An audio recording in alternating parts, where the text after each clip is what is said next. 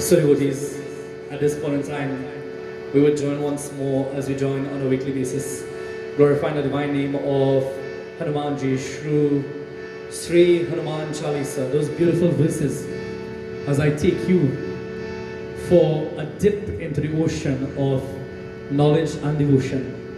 I ask you at this point in time to pray with me, with faith, with love and devotion. Om Lam Ganapataye Namah. Om Aim Saraswatye Namah. Om Shri Guravebhyo Namah. Om Namah Shivaya. Om Anjani Sutaya Vinmahi Vayuputraya Dhimahi Tanno Hanumat Prachodayat. Shri Guru Charana Saroj Raja Nij Mana Mukura Sudhar Barnau Raghuvar Vimavesha Jodaya Kupal Chani बुद्धिहीन तनु जानिके सुमिरो पवन कुमार बलबुल विद्या देहु ही हरहु कलेस विकार। जय राम श्री राम जय जय राम श्री राम जय राम जय जय Ram.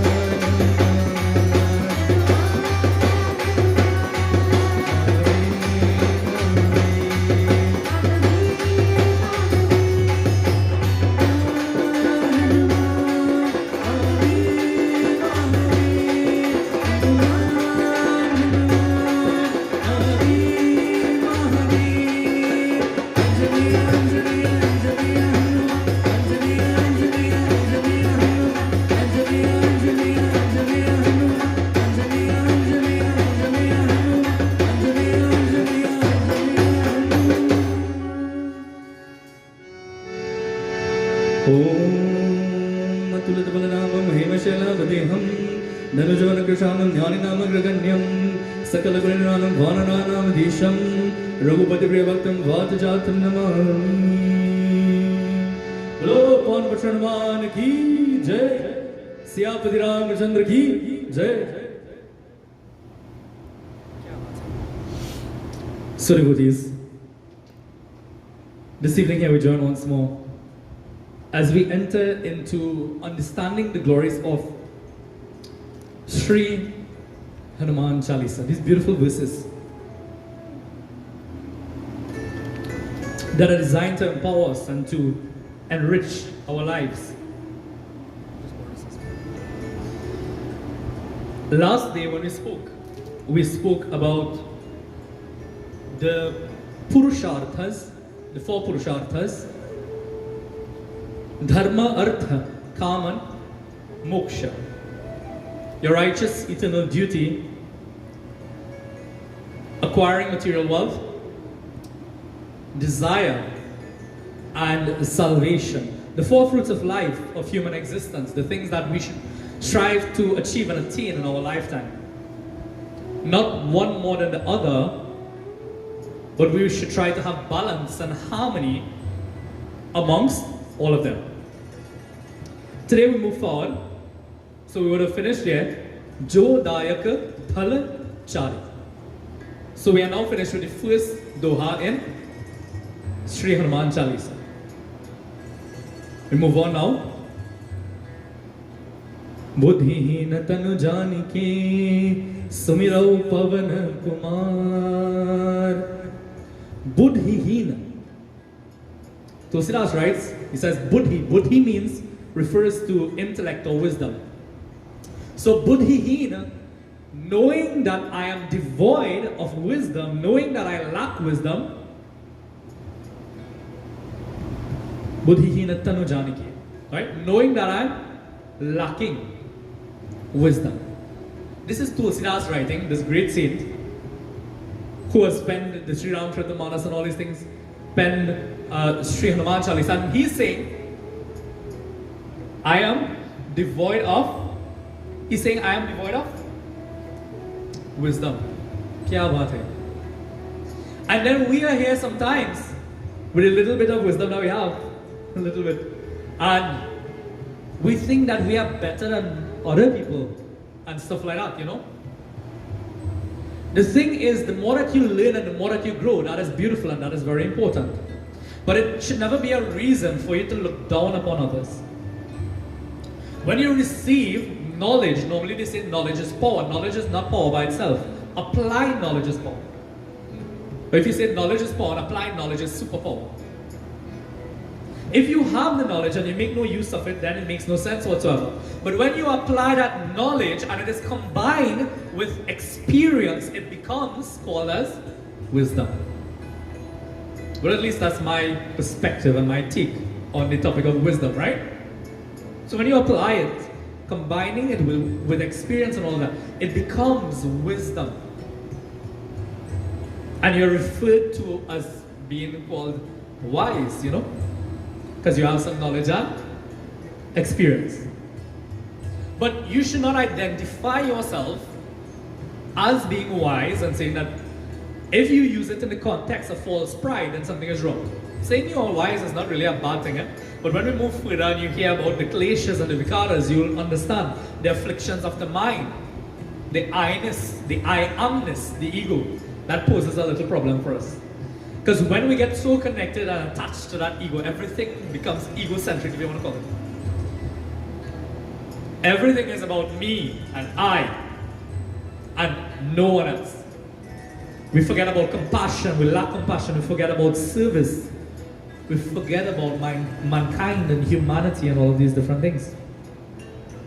So, Buddhihina tanu janiki, he says, knowing that I am devoid of intelligence, that I lack this wisdom, Sumirao, I invoke Pavana Kumar. I invoke, Pavana is the wind god, and in this context here, Kumar means son. So Pavana Kumar, the son or the prince, of, our father normally calls his boy prince, right? But here the son of Pavana, Vayudevata.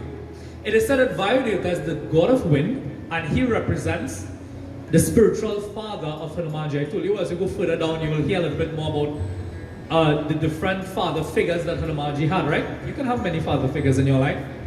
So Vayudevata being one of them, he represents the spiritual aspect of a father. Now, representing the wind, Hanumanji here is born out of the wind. The element that comes out of the wind is what? The element that is born out of the wind is fire. So what does that make Hanumanji? That makes Hanumanji fire. Now you understand where my energy comes from. Right? Because Hanumanji represents fire. When you look at the color red, always associated with Hanumanji, red symbolizes power. It symbolizes strength. Symbolizes victory. That's why we use red also in Devi Puja as well.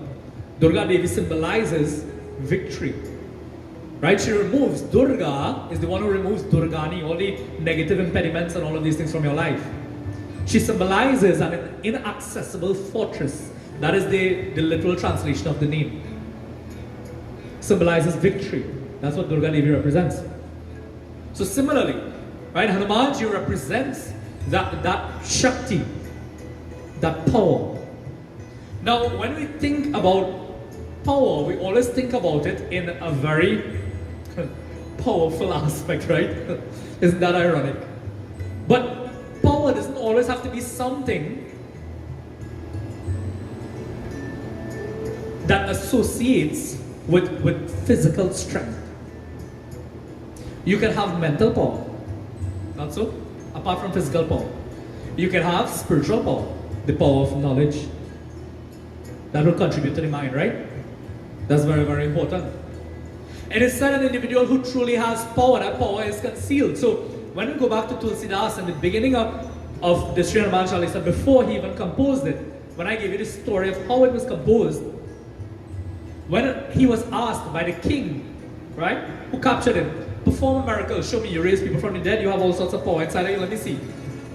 Bring this man back to life, you know. Tulsidas said, Jai Shri Ram, me? I don't know what you're talking about.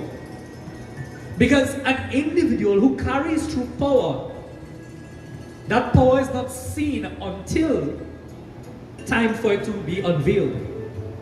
That individual will walk around and profess their power. Hanumanji doesn't walk around professing his power. Hanumanji seats himself quietly.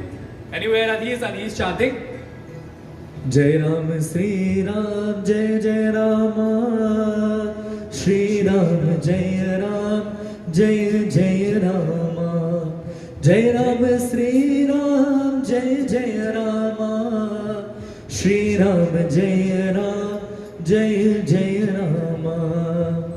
He's always chanting and glorifying that name of Prabhu Shri Ram wherever he is. No false pride at all. Even when Hanumanji was being selected to go on that journey, to go over the ocean, Oh Hanuman, Jamavant ke vachan suhai, suni Hanumat hridayati bhai. When Jamavant gave instruction in the beginning of Sundarkand of the Sri Ramcharitamanas, and he said, Hanumanji, you are the one that has the ability, you have the knowledge, you have the strength, you have everything that is required to go into Lanka to retrieve some news on Sita Devi and come back. They're looking for Hanumanji, and Hanumanji is seated and he's jumping around, whole time. Where's Hanuman? Everybody is saying, I can make half the distance, I can make the full distance, but I will not be able to come back, I'm not sure if I will return. All sorts of things you are hearing. Everybody is professing their glory and their power. Yet Hanumanji is giving glory to Prabhu Shri Ram. What does it tell you? Humility. With true power comes humility. Right? So Hanumanji is an individual who had that. He had the power, but yet he had the humility to balance off the equation. So Hanumanji was selected. And when he set off, it is said that he was described like an arrow that was shot from the bow of Prabhu Shri Ram. You know what sort of description that is? Nobody else was described like that. That is why Hanumanji is known as Raghupati Priya Bhakta, or the nearest and dearest, most loved devotee of Prabhu Shri Ram. He is the only one that has been given such a high recognition. At each and every time, he would have given the glory to Bhagwan. In live devotees, who do we give the glory to? I know that everything that I am and everything that I do is through His grace. And as I always tell you, you must understand that God is the one that is working through you. This body is just the vessel. You and the divine are one and the same, expressing yourself through this physical body. But you have to make the connection. Because your being, we might go into this a little bit later down the road, is made up of various different things. You have the body, you have the mind, you have the ego, you have the jivatma, you have all these different things that makes up this human being that you have here. So it's kind of to bring everything into harmony, the senses and all that. You have to bring everything into harmony to be a complete human being, if you want to call it, or a self-realized being, right? So here, as Tulsidas exhibits this humility, he gives reference to Hanumanji. Why? Just before he invokes the presence of Hanumanji, he speaks about humility. Why? Because both are one and the same. It ties in. Hanumanji is an example. He's exemplary. An example of that humility, those qualities, those noble qualities. Despite the fact of his bal and his buddhi and ashtasiddhi, navanidhi, as you'll get into later on, all the powers and the gifts and the blessings that Hanumanji had, he never let it get the best of him. Right? So buddhi hina tanajanaki sumiro pavanakumara. I invoke the presence of that one that resonates and connects on that frequency. Why? Because I am also now on that frequency. When you reach on that frequency of Bhagwan, devotees, that is a whole different thing altogether. And that is what you should strive to attain and to achieve. To be on the same frequency, on the same wavelength. We move forward. Bal buddhi vidya dehumuhi. O Hanumanji, bestow upon me. Bal meaning strength. Strength comes in the term of physical strength, emotional strength, mental strength. Right? And all of these things. Not just physical strength, spiritual strength. Buddhi, intellect or wisdom again. Give me this wisdom. Oh Hanumanji, I'm going to write Hanuman Chalisa. Let this be of value to those who would listen to it, to those who would chant it, to those who would read it, recite it, repeat it. Let it bring value and meaning to their lives. Vidya, knowledge. So why is knowledge and wisdom spoken of separately? And why does wisdom come before knowledge? You notice that he says, Bal, Buddhi, then Vidya. Normally you get knowledge first, and then you take the knowledge you apply, then you get wisdom. But here's the funny thing, right? If you are not able to tap into the wisdom that is contained within you, when you receive new knowledge, you will never be able to decipher and to take out the things that are important from that. Let me bring that down for you. Everything that you need is already inside of you.